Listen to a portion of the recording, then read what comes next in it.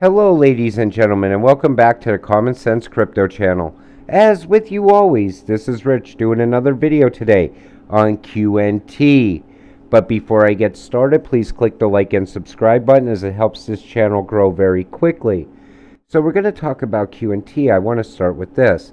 Why pick racehorses when you can invest in the race course? Why bet on individual gold miners when you can own the refinery? Why bet on individual level ones when you can bet on something that allows them to talk to one another and to legacy systems? That's how big QNT is. Then we see this. QNT solves problems across industries. Digital currencies, payments, supply chain, trade finance, capital markets, compliance, insurance. Quant represents the future of finance. Let me ask you something. How many of you wish you could go back in time and invest in Bitcoin when it was at $100? I'm sure most of you would say, I would go back in time and invest every single thing I could into Bitcoin when it was $100. That's where we are right now with QNT. At some point, QNT is going to go full on parabolic and it's going to hit 5 digits. It's imminent. It's going to happen. People at that time are going to say, I wish I could go back in time and invest in QNT when it was around $100. That's the same place you're at right now. I believe QNT is the buying opportunity of a lifetime. And then we see this. Mind-boggling volumes will flow through the network of networks with participants like central banks, financial institutions, governments, FMIs, trade consortia, the list goes on. Here's where most people are investing right now. Smarter people invest here. People that invest in QNT invest in all of this. R3 Corda, Oracle, RTGSs, SIA chain, future blockchains, trade networks, card networks, payment rails, HL Fabric, Ethereum, all instances, central bank ledgers, XRP ledger. That's how big QNT is. That's what you're investing your money in. And the thing is, most of you already hold QNT. That's why you're watching this video right now. You know what you hold. But a lot of people with weak hands will easily sell based on things they read on Twitter. I've seen it happen to people. I've seen people sell, cryptocurrencies and take losses based on what people said on Twitter. You got to be very, very patient with your investments and know what you hold. Don't get caught up in the popular coin of the day or get caught up in all of the FUD over there, because there's a lot of it if you go and look for it. So, QNT solves massive supply chain and trade finance problems. Supply chains, and financial systems use different blockchains, which cannot easily interoperate. Solution, DLT, interoperability. Now, I know QNT and XDC are closely tied together. I think at some point or another, they're going to fix our entire supply chain. And they're going to fix the trade system. Any issues that come up that deal with trade, QNT and XDC will easily be able to solve them. That's how big this is. So, other cryptos during a bear market, Quant during a bear market. Now, we know what happened with Celsius. We know what happened with Three Arrows Capital and the massive Luna crash. During that time, QNT continued to grow. Continued to create new partnerships. And they're going to continue to grow even after ISO. And a lot of people say, well, ISO is a big scam. So, okay, let's take ISO out of the equation.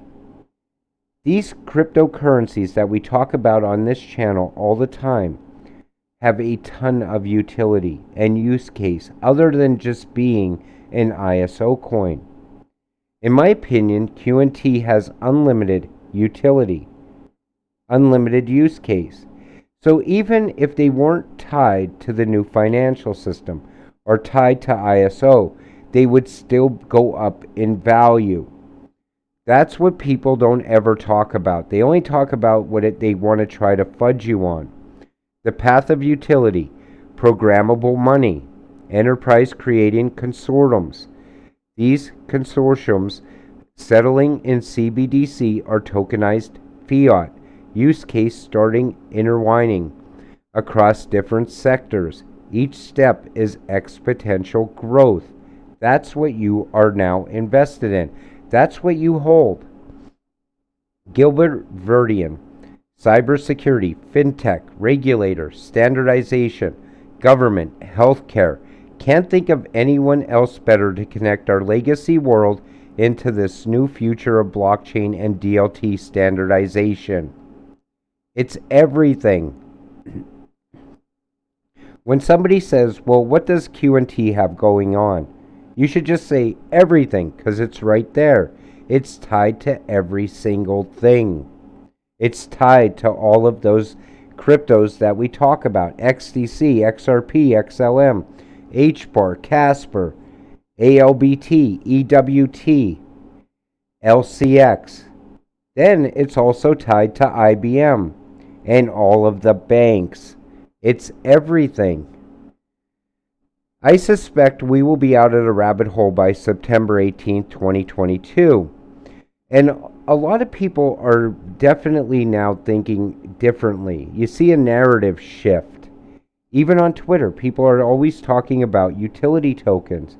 The meme coins don't get talked about as much as they used to.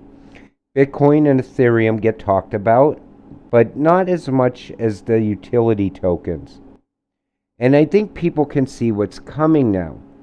Before, it was hard to envision.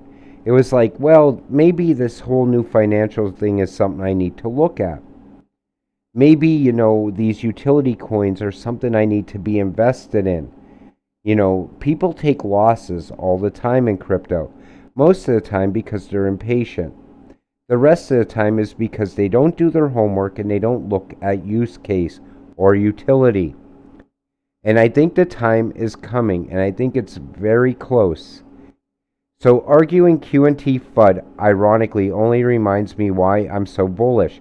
Not ISO compliant. Gilbert founded ISO TC307 for DLT. Governments won't use it, but it's offered on gov.uk. Banks won't use it. Ask SIA and their clients. Big tech won't use it. Say that shit to Oracle. Silence. That's the FUD that you will get hit with. All of those questions that just got answered. And some people will buy into that. Others that have strong hands won't. They will hold on to what they hold for dear life. Because they know the value in it. They know the utility, the use case. When I started this channel, I said to myself, I'm not really going out there to sell somebody a token or a cryptocurrency. I'm going out there to tell them what they invested in, educate them a little bit. But the biggest reason was to keep you optimistic in what you already hold. I mean, I could come on here and talk to you about meme coins all day. I don't want to. I don't want to see you lose money. I could also talk you into going out and looking at this coin over here that looks shiny and bright right now, and you should get all in because it's going to pump today because some celebrity is going to pump that coin up. But that's not what I'm about. Ethically, I couldn't do that to someone. I don't want to see anyone lose money. The cryptocurrencies I talk to you about on this channel are the same cryptocurrencies I'm invested in. The reason for that is because if something was to happen and one of these cryptocurrencies totally crashed, I'm going down with you. I lose when you lose because I'm invested with you. I'm a retail investor. I'm not some rich person that can go out and buy a ton of crypto tomorrow. I invest in the right things because I need to make money. I'm not rich. I'm not wealthy. So things like this are important to me. So let's continue. So just wow, QNT, honestly, I'm not even going to tell you why Quant is a good buy anymore. You either get it or you don't. Massive movement happening, and Gilbert Verdian said it himself that he expects 2022 and beyond to be even better than last year. I can see why. Lots of big PR lately. And we're starting to see Quant get talked about quite a bit. QNT is starting to be talked about a lot now. Last week, Quant consumer and QNT user Oracle, the second largest IT enterprise in the world, also partnered with Microsoft. So you get Quant, Oracle, Nexi, Microsoft. That's how big QNT is. It's tied to everything.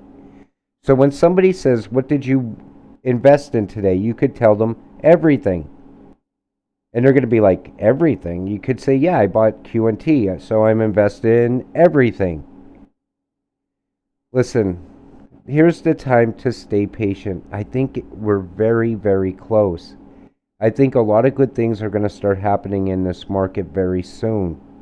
I'm not going to put dates on it because I don't want you looking forward to some sort of date. But I think it's going to happen within the next month or two. And the thing is, when this starts moving, people are going to FOMO in. When Quant starts taking off, people are going to want to get in very fast. You buy the bottom, don't buy the top. With that said, I'm going to wrap up today's video. I want to thank you all for watching. We'll see you in the next one. Have a great day.